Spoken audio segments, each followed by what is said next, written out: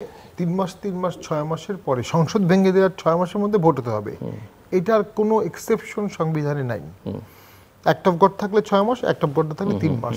Caretaker গভর্নমেন্টের মামলার Reuter ক্ষেত্রে যে বড় সমস্যাটি, যদি চিফ জাস্টিস নিজে ওপেন কোর্টে বলেছেন যে কবে থেকে কার্যকর হবে, সেক্ষেত্রে শিশিরমণি সাহেব বলেছেন এটা এই সময় কার্যকর হবে না, এটা হবে পরবর্তী নির্বাচনে। মানে উনি এটা কোত্থেকে বললেন আমি জানি না, কারণ কেয়ারটেকার গভর্নমেন্টের রায় যদি দিয়ে দেওয়া হবে, অলরেডি এরকম একটি রায় আছে, 15 অ্যামেন্ডমেন্ট বাতিল করে দেওয়া হয়েছে।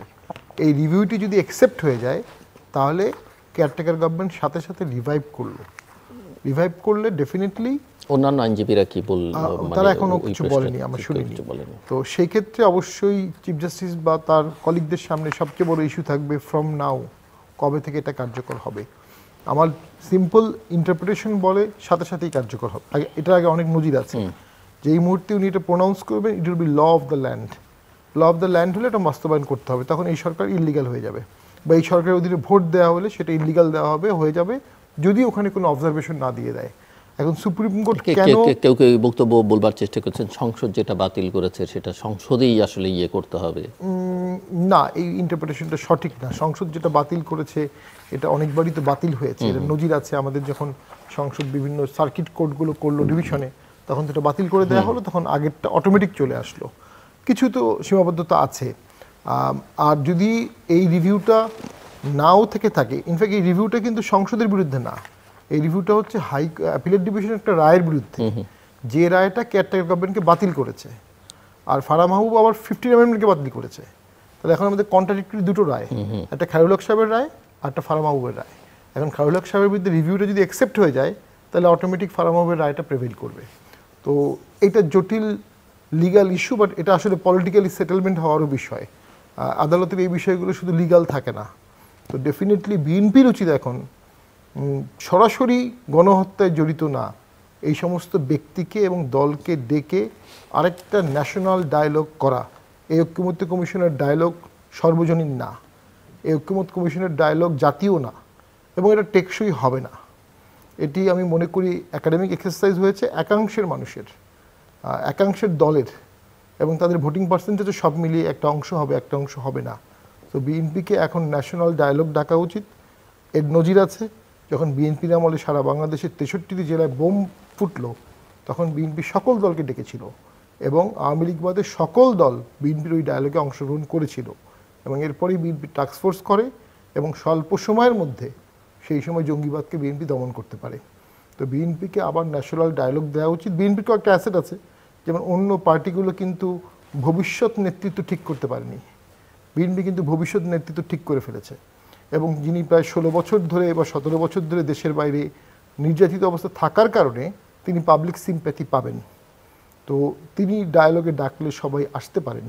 এটা তারেক জিয়ার জন্য একটা সুযোগ ন্যাশনাল লিডার হওয়ার, ক্রস পার্টি লিডার হওয়ার। লিডার তো সেই যে ক্রস পার্টি হবে। এরশাদ এবং জিয়া তো ক্রস পার্টি লিডার ছিলেন, অন্য দল থেকে নিয়ে আসতেন অথবা অন্য দলের সাথে বসতেন। Khaleda Xiao cross party leader হয়েছিলেন। আওয়ামী লীগ টু মাচ আওয়ামাইজেশন হয়ে গিয়েছিল, সেজন্য আওয়ামী লীগ ফল হলো। তো এই সুযোগ বিএনপিকে নিতে হবে, এটা একটা ভ্যাকুয়াম, এই ভ্যাকুয়ামটা বিএনপিকে কাজে লাগাতে হবে। সো খুব ব্রিফলি যদি আপনি বলেন, সামনে ফেব্রুয়ারি পর্যন্ত আপনি আসলে কি সিনারিও দেখেন? আমি এনার্কি দেখি। একদিকে যদি আওয়ামী লীগকে ভোটে না আনা যায়, তারা বিভিন্নভাবে এনার্কি করবে, নামে বেনামে বিভিন্নভাবে, এবং জামাত এককভাবে আওয়ামী লীগকে ঠেকাতে পারবে না, বিএনপি এককভাবে আওয়ামী লীগকে ঠেকাতে পারবে না, এই সরকারও এককভাবে আওয়ামী লীগকে ঠেকাতে পারবে না। এর মধ্যে ভোট তো হওয়া খুব দূরের কথা, day to day daily affairs চালানোই খুব কঠিন হবে। এর সাথে অসংখ্য অ্যাগ্রিভ গোষ্ঠী যোগ হচ্ছে প্রতিদিনই। তো দেশ তো চলছে না, 1.5 কোটি লোকের খাদ্য সংকট সামনে হতে পারে, রোহিঙ্গা 3 কোটিও হতে পারে, কারণ এটা বলছেন যারা রাস্তাঘাটে যে কোনো দোকানে যাবেন, যে কোনো দোকানে তারা বলবে 1 বছর 2 বছর আগের থেকে তাদের সেল 50% কমে গেছে। অর্থনীতিতে নীরব মন্দাভাব চলছে, রিজার্ভ আছে, রিজার্ভটা কোনো স্বস্তি দেবে না, বাকি সব ক্ষেত্রে এটা ডাউন ট্রেন্ডস। জব কাট প্রচুর হচ্ছে, ক্রাইম প্রচুর বাড়বে, রাষ্ট্রের সোশ্যাল ফেব্রিক নষ্ট হয়ে যাবে। একটা ইনক্লুসিভ ভোটই বা একটা সর্বদলীয় ডায়ালগ এই দেশকে বাঁচাতে পারে। অ্যাডভোকেট ফাইমাল আসরের মনে এই কথাটা ঠিক যে আওয়ামী লীগ লক্ষ লক্ষ কোটি টাকা যে পাচার করেছে, অ্যানার্কি তারা তো তৈরি করছে দেশে এবং দেশের বাইরে বসেও বিভিন্ন পিআর এবং লবি টবি এগুলোর মাধ্যমে দুর্নীতি করে তো তারা সয়লাভ করেছে এখন দেশের পৃথিবীর বিভিন্ন দেশে তারা যেমন ছড়িয়ে ছিটিয়ে আছে, সেখানে তারা কি ইনভেস্ট করছে, কি করছে না করছে সেটা দেখবার বিষয় আছে। সেটা এই সরকার দেখবে এবং তার সাথে আরও যারা আছে তাদেরও দেখা উচিত। বাংলাদেশে এখন দেখেন ল অ্যান্ড অর্ডার যে সিচুয়েশনটা, এটা আমরা প্রত্যাশা করি যে আরও বেটার হবে সামনে। এবং সেই সাথে মব জাস্টিস বলে যে জিনিসটা, এটা একজন আইনের ছাত্রী, একটু আইনের মানুষ হিসেবে আমরা এটা কখনো আপনার এটাকে সাপোর্ট করতে পারি না, কারণ এটাকে মনে হয় বিচারহীনতার যেই একটা সংস্কৃতি থাকে তখনই এই ধরনের জিনিসগুলো হয় আর কি।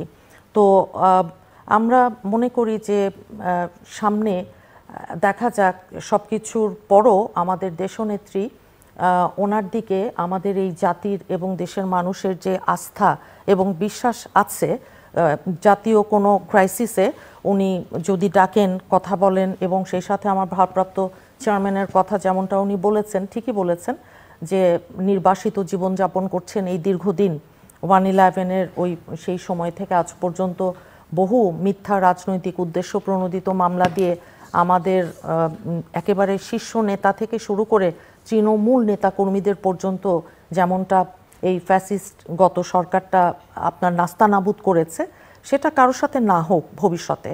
এবং সেই রাস্তাতেই আমি মনে করি আমরা থাকব যদি আমরা ইনশাল্লাহ সামনে আসি। এবং সেই সাথে আশা করব যে বাংলাদেশের মানুষ চিরদিনই তারা শান্তিপ্রিয়, ওনারা ধৈর্যের সাথে সমস্ত এখন যেই সমস্যাগুলো আমরা দেখছি সেগুলো মোকাবেলা করবেন এবং যে কোনো আপনার এই ধরনের যে একটা ষড়যন্ত্র সেটাকে রুখে দিবেন এবং দিয়ে গণতান্ত্রিক যেই রাষ্ট্র বিনির্মাণের আকাঙ্ক্ষা আমাদের আছে সেই দিকেই আমরা যাব, নির্মাণও করব ইনশাল্লাহ, সময়ের ব্যাপার মাত্র। শামীম হায়দার পাটোয়ারির কাছে যোগ করবেন? না, বাংলাদেশের একটা ইনক্লুসিভ ভোট দেশকে বাঁচানোর জন্য এখন প্রয়োজন, যেটা আওয়ামী লীগ করতে পারেনি। তা আওয়ামী লীগের জন্য ধ্বংসাত্মক হয়েছে, যেন ভবিষ্যতে আর কারোর জন্য ধ্বংসাত্মক না হয়। আর এই কনস্টিটিউশনাল অ্যামেন্ডমেন্টের এইসব উদ্ভট উৎকট কিম্ভূত কিমাকার আইডিয়া বাদ দিয়ে দেশকে ইনক্লুসিভ ভোটের দিকে নিয়ে দেশকে বাঁচাতে হবে। সেজন্যই এই সরকার আসছে। এই সরকার এই ধরনের একাডেমিক ডিসকাশনের জন্য আসেনি, এগুলো নির্বাচিত সরকারের হাতেই ছেড়ে দিতে হবে। দর্শক, অনুষ্ঠানের শেষ প্রান্তে আমরা সামাজিক যোগাযোগ মাধ্যম ফেসবুক, এক্স এবং ইউটিউবে তৃতীয় মাত্রা লাইভ স্ট্রিম হচ্ছে, আপনারা দেখতে পারেন। টেলিভিশনের পর্দায় দেখতে না পারলে যে কোনো সময় যে কোনো স্থান থেকে ইউটিউবে তৃতীয় মাত্রা চ্যানেলটি সাবস্ক্রাইব করে এই পর্ব বা পুরনো পর্বগুলো আপনারা দেখতে পারেন। ব্যারিস্টার শামীম হায়দার পাটোয়ারি এবং অ্যাডভোকেট ফাহিমা নাসরিন মুন্নি, অসংখ্য ধন্যবাদ এই আলোচনা অংশ নেবার জন্য। দর্শক, এটা মোটামুটিভাবে স্পষ্ট যে আগামী দিনগুলো বাংলাদেশের জন্য অনিশ্চয়তায় ভরা এবং নানা রকমের আশঙ্কা আছে যে আগামী দিনগুলো অস্থির হয়ে উঠতে পারে বাংলাদেশে, এবং সেটা দেশের রাজনীতি, অর্থনীতি, কূটনীতি কোনো কিছুর জন্যই হয়তো খুব একটা সুখকর নাও হতে পারে।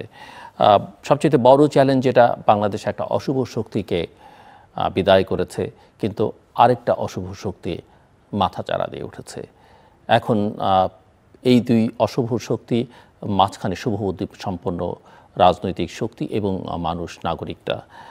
সমাধানটা কিভাবে হবে বলা মুশকিল, তবে অশুভদের মধ্যে কে মন্দের ভালো সেটাও মানুষ বিবেচনা করবে কিনা সেটাও দেখবার বিষয়। কিন্তু সবচেয়ে উত্তম পন্থা হচ্ছে সব কিছু জনগণের হাতে ছেড়ে দেয়া, এবং সেটা হচ্ছে নির্বাচন। নির্বাচনের মধ্যে দিয়ে মানুষ ডিসাইড করুক কাকে তারা চায়, কাকে তারা প্রত্যাখ্যান করবে এবং কোন মাত্রায় প্রত্যাখ্যান করবে। এবং সেই নির্বাচনটা অবশ্যই সেক্ষেত্রে একটা অবাধ, সুষ্ঠু, গ্রহণযোগ্য, অংশগ্রহণমূলক, গ্রহণযোগ্য দেশে এবং বিদেশে, এবং যেটা একটা টেকসই সরকার উপহার দিতে পারে, শান্তিপূর্ণ এবং অন্তর্ভুক্তিমূলক নির্বাচন। এর বাইরে যে কোনো পন্থা আমরা খুঁজে বের করতে চাই না কেন, এবং সেটা পছন্দ করি কিংবা না করি, সেটা খুব একটা শুভ ফল অন্তত দীর্ঘমেয়াদে তো নয়, মধ্যমেয়াদেও দেবে মনে হয় না।